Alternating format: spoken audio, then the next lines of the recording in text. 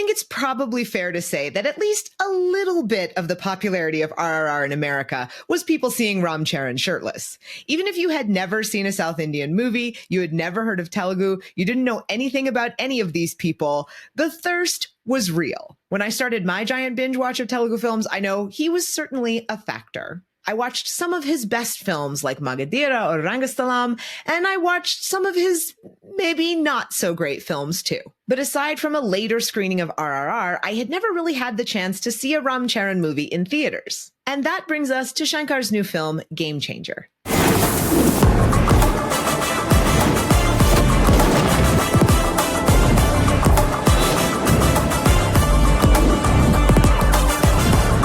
I usually like to watch these movies right on opening day, but I knew it was going to be a few days before I was able to see this one, so I checked out a few reviews first. And people online were not particularly positive about Game Changer. I heard everything from critiques about Ram Charan's acting to people complaining about the ear-splitting volume in the movie theater. And I was a little worried going into this. Now, given my thermometer for this stuff is probably a little skewed because I have been binge watching some of the worst Ravi Teja movies lately, but I really didn't think Game Changer is as bad as people are saying. That's certainly not to say that it's good. It's definitely not anywhere near Ram Charan's maybe top 3 or top 5 movies, but I think you can still have fun with this film. I think the sort of social message in here is good. There's a real anti-corruption theme, and I like that, even though sometimes it's handled in sort of a clunky way.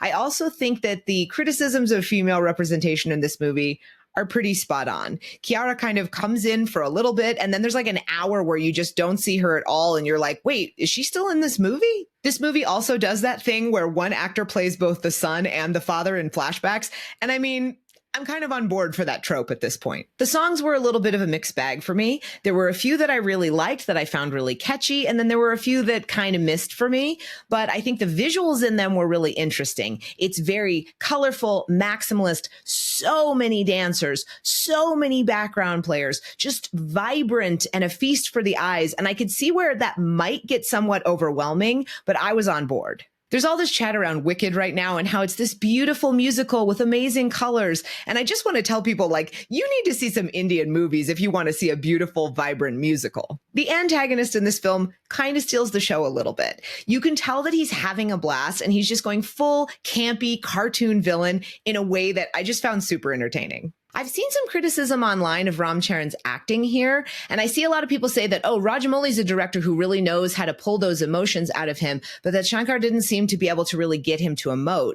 But I don't think that's entirely the case here. I think there are times when maybe there could be more emphasis in it, but maybe that comes more down to the writing than the performance, because when he really has to bring big emotions, I think he does a good job with it.